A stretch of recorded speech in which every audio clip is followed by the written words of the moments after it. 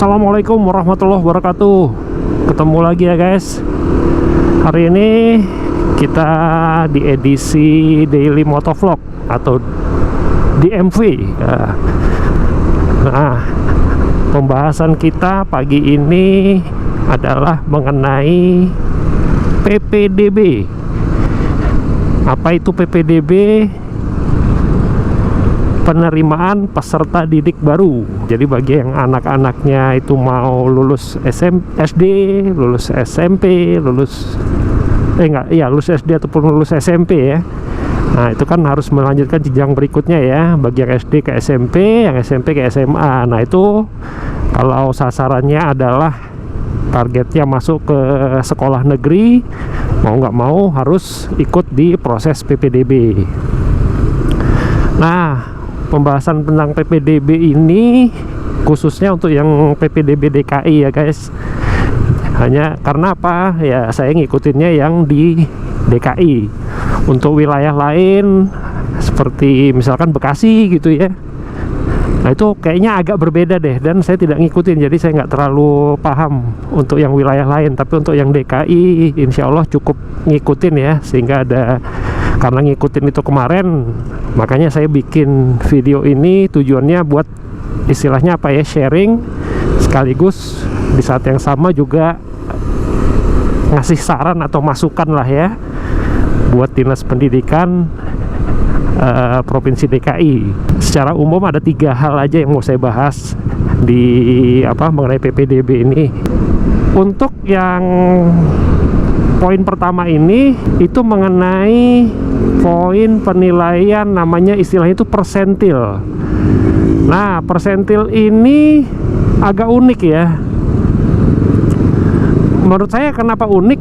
Karena persentil ini istilahnya apa ya, memberikan dalam tanda petik ya penghargaan kepada anak yang mempunyai peringkat ya, istilahnya secara nilai rata-rata akhirnya tuh dia ada peringkatnya lah di sekolah itu ya, mulai dari 1 sampai 10, nanti 11 sampai 20, 21 sampai 30 dan seterusnya. Kalau nggak salah sampai berapa? 100 kalau nggak salah ya, lupa saya.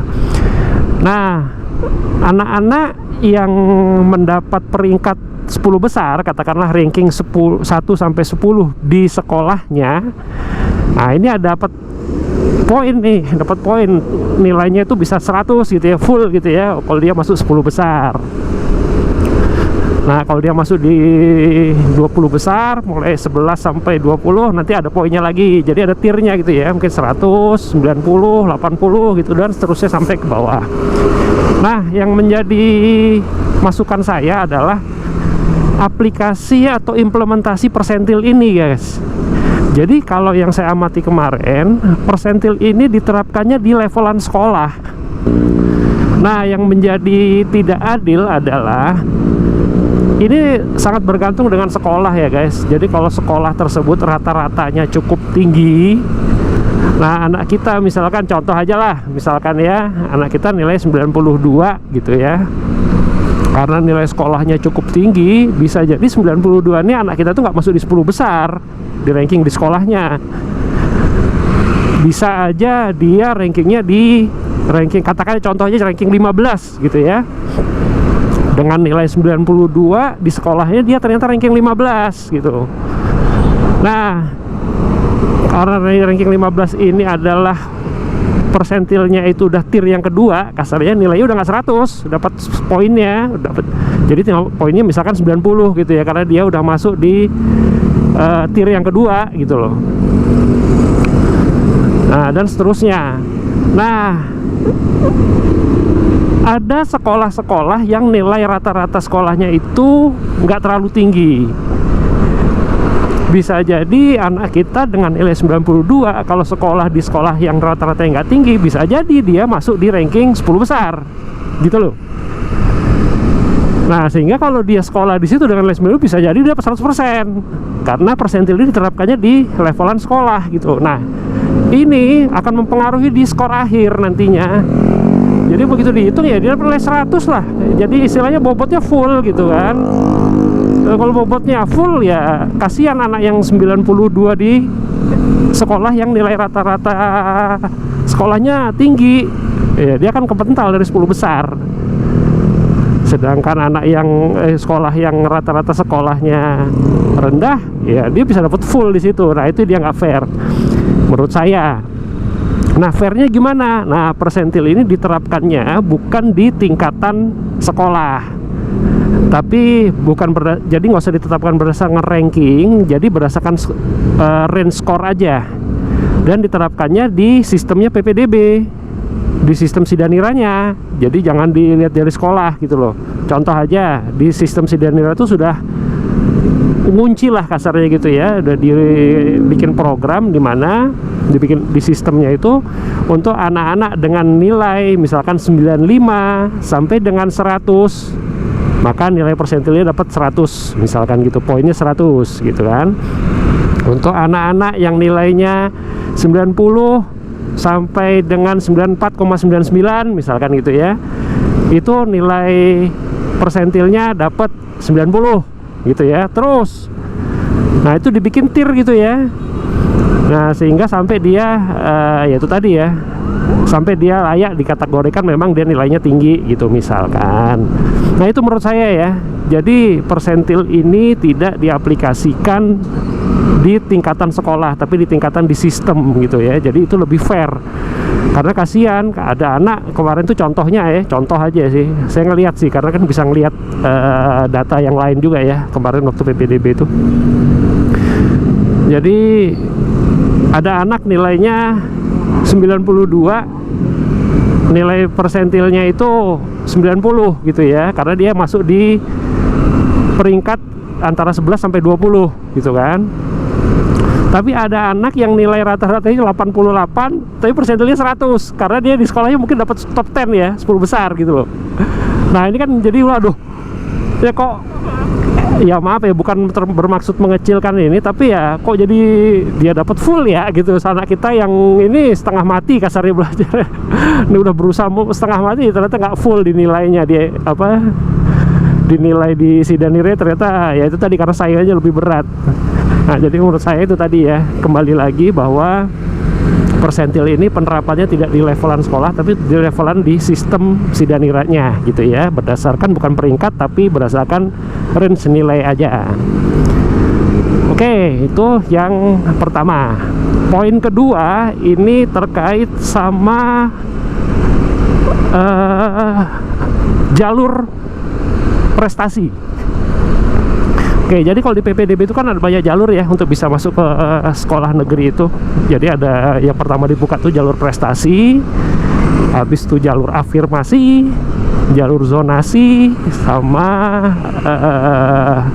apa ya, perpindahan tugas orang tua gitu ya, zonasi, habis itu satu lagi PPDB tahap 2 kalau nggak salah. Nah jadi untuk yang jadi sorotan saya itu jalur prestasi. Nah jadi jalur prestasi ini itu ada dua ya, ada prestasi akademik dan non akademik.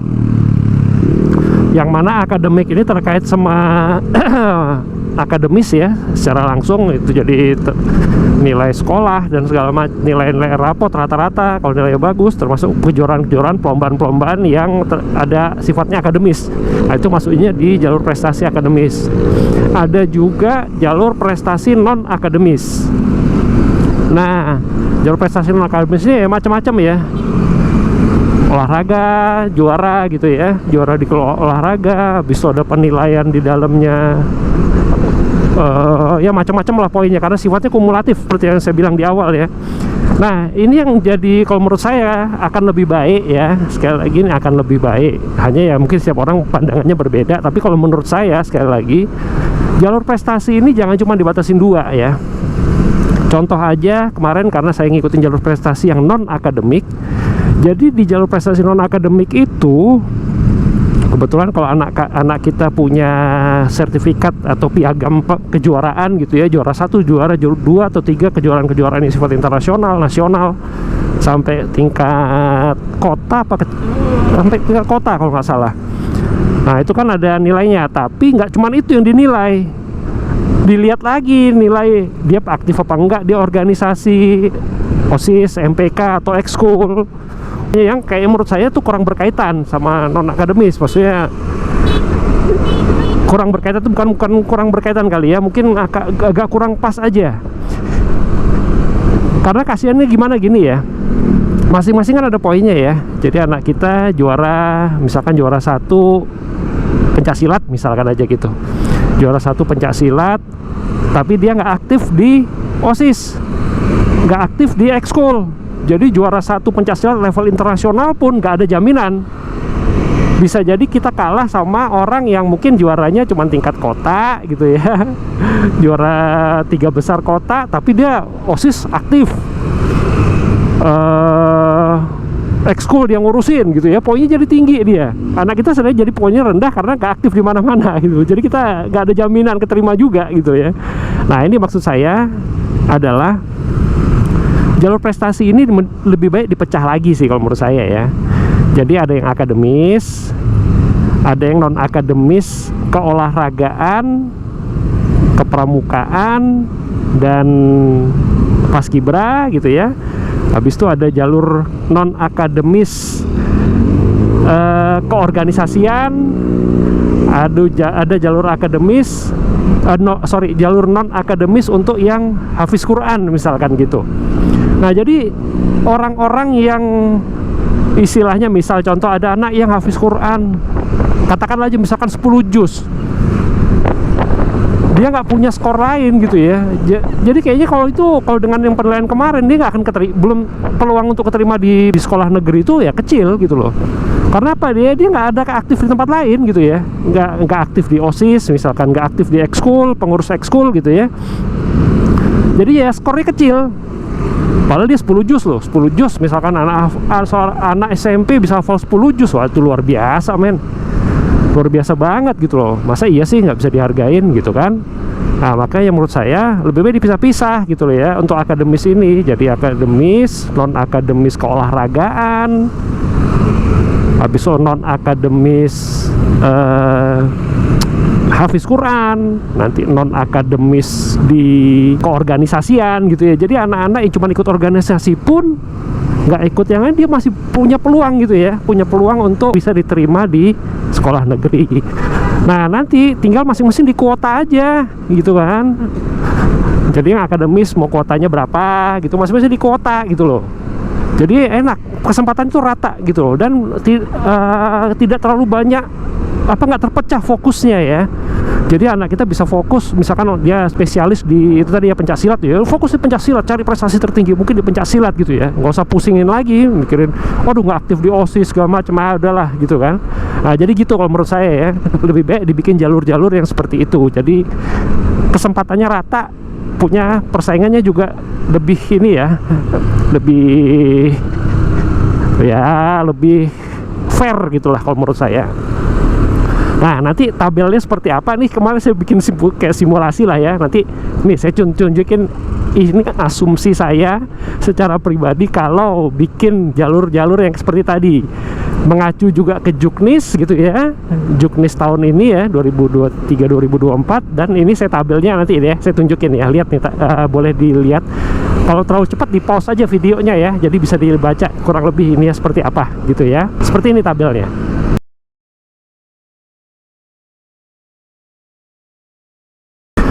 Oke, next, poin ketiga yang jadi masukan saya, yaitu untuk jalur zonasi.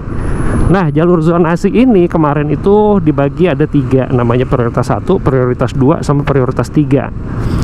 Nah, waktu disosialisasikan oleh pihak sekolah itu menginformasikan ke kami selaku orang tua bahwa kalau kita berdomisili di sekitar sekolah yang mana domisili kita itu termasuk di prioritas 1 atau prioritas 2 di sekolah itu yang kita tuju, otomatis istilah mereka tuh red carpet, pasti diterima, katanya begitu.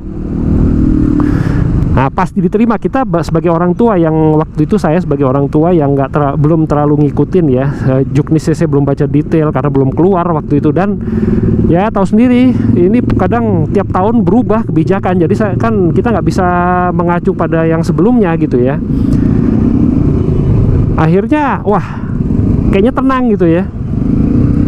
Tapi di satu sisi kalau saya pribadi agak deg-degan, agak ragu, apa iya sih maksud pasti keterima gitu. Ternyata bener dong. Begitu saya ikutin ternyata saya itu masuk di prioritas 2 untuk sekolah yang saya tuju. Dilalah kalau kita sama-sama prioritas 2 dengan saingan yang lain, kandidat yang lain, berikutnya yang diperhitungkan tuh apa? Umur ternyata. Nah, anak saya kebetulan umurnya itu agak muda dia waktu masuk sekolah. Jadi, walaupun dia prioritas 2 karena umurnya muda, ya maaf, kepental juga akhirnya anak saya. Nggak dapet akhirnya. Nah, itu yang tidak diinformasikan oleh pihak sekolah. Nah, ini menurut saya ya, yang menurut saya juga kurang pas ya. Kalau saya sebenarnya usia dijadikan sebagai pertimbangan untuk masuk ke sekolah negeri itu agak kurang fair juga ya. Karena banyak belakangan ada berita, ada info yang orang tuanya rela menunda anaknya, contoh dia udah kelas 6 SD tapi kemudian ya udah deh anak saya anggurin dulu deh 1 tahun supaya tahun depan dia jadi tua dan bisa masuk sekolah negeri. Itu kan gila ya, menurut saya sih gila ya, buang-buang waktu gitu loh. Padahal waktu 1 tahun tuh bisa, kalau dia diisi itu dia istilahnya bisa jadi prestasi gitu ya, anak muda tapi dia perkembangan untuk ngikutin akademis segala macam cepet gitu ya. Itu bagus kalau menurut saya. Kenapa bagus? Karena ada contoh. Kita tuh pernah ada istilah, mengenal pastilah karena pernah dengar, namanya profesor termuda. Tuh, profesor termuda berarti kalau kita usia muda kita bisa mendapatkan gelar pendidikan yang gelar akademis yang tinggi, itu jadi prestasi. Nah, kenapa ini tidak bisa diaplikasikan di sekolah gitu ya, sekolah dasar dan sekolah menengah? Nah, itu yang menurut saya agak jadi nggak sinkron ya. Jadi kalau menurut saya umur itu ya ini bisa jadi opsional lah ya, boleh tidak dipertimbangkan, ataupun kalau mau dipertimbangkan dia masukkan di PPDB tahap kedua.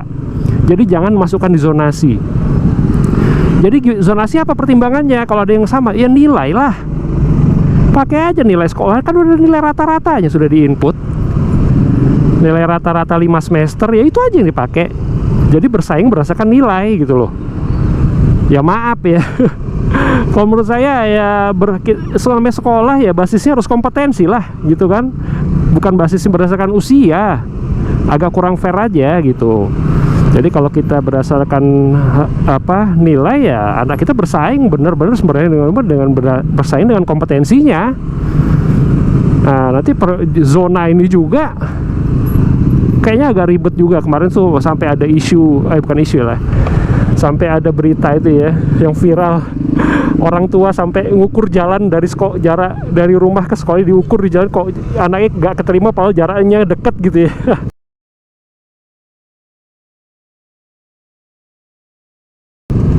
Itu lucu sih kalau menurut saya. Lucu itu dalam arti ya bukan lucu untuk ditertawakan ya, tapi lucu untuk kita introspeksi sebenarnya. Sebenarnya kalau mau gampang, ini sekali lagi kalau menurut saya ya, daripada kita mapping, oh ini yang RT, enggak, pokoknya gini, yang prioritas pertama itu 1 RT sama sekolah. Selama kita tinggal 1 RT sama sekolah, dia prioritas pertama. Prioritas kedua siapa? 1 RW, gitu aja. 1 RW sama sekolah, kita prioritas 2. Prioritas ketiga siapa? 1 kelurahan. Selama kita 1 kelurahan, kita prioritas 3. Nah, kalau seandainya udah keluar, bila perlu 1 kecamatan udah paling gede. Selama kita 1 kecamatan sama sekolah, dijadikan masuk prioritas 4, misalkan gitu. Nah, nanti kalau ada orang-orang dalam 1 prioritas, wah kita sama-sama prioritas 1. Gimana ngurutinya? Itu tadi seperti saya bilang, lihat aja nilai rata-ratanya. Kalau dia lebih tinggi, dia di atas, gitu aja. Kalau dia lebih rendah, ya dia di bawah. Udah gitu aja, simple. Nggak usah lagi lihat umur sampai dihitung per harinya, sekian tahun, sekian bulan, sekian hari. Ya Allah, ampun deh. Nggak fair kalau menurut saya ya, sekali lagi. Nah itu ya guys, jadi kalau menurut saya beberapa hal yang bisa jadi masukan buat PPDB. Saya tahu mungkin ini pendapat pribadi, mungkin orang akan lihat ya itu mah nggak nguntungin ini, ya bisa jadi, tapi ya namanya juga kita coba lah gitu ya. Kalau menurut saya kondisi kalau kayak yang kemarin ya itu banyak kurang fairnya. gitu ya. Nah kalau ini mau fair ya kita saingan terbuka. Kita karena ini jalurnya akademis ya bersaing di akademis gitu ya, berdasarkan bersaing di kompetensi gitu ya, kompetensi dan kompetensi akademis. Kalaupun memang non akademis itu tadi olahraga, prestasi segala macam ya gitu intinya. Jadi ya lebih fair lah kalau menurut saya ya. Oke guys, nggak panjang-panjang, mungkin udah kepanjangan juga kali ya, mohon maaf kalau videonya agak panjang, tapi intinya ini sih masukan dari saya terkait PPDB kemarin. Ya mudah-mudahan PPDB ke depan bisa jauh lebih baik ya, jauh dari masalah, bisa lebih fair lagi. Jadi ya gimana pun juga namanya sekolah negeri itu pasti diincar. Kenapa? Ya karena pasti orang tua ini punya strategi ya, strategi baik itu secara finansial maupun secara pendidikan gitu ya untuk anak-anaknya. Makanya banyak sekolah negeri ini banyak jadi istilahnya jadi apa? Jadi inceran lah kasarnya gitu ya. Oke guys, sekali lagi terima kasih sudah mau ngikutin video ini, sudah mau dengerin sharing saya. Kalau memang ada saran lain atau pertimbangan-pertimbangan lain, boleh ketik di kolom komentar ya guys. Nah, jangan lupa juga untuk subscribe Etim Channel, like juga, share video-video kami jika bermanfaat. Sampai ketemu di video-video selanjutnya. Assalamualaikum warahmatullahi wabarakatuh. See you guys, bye bye.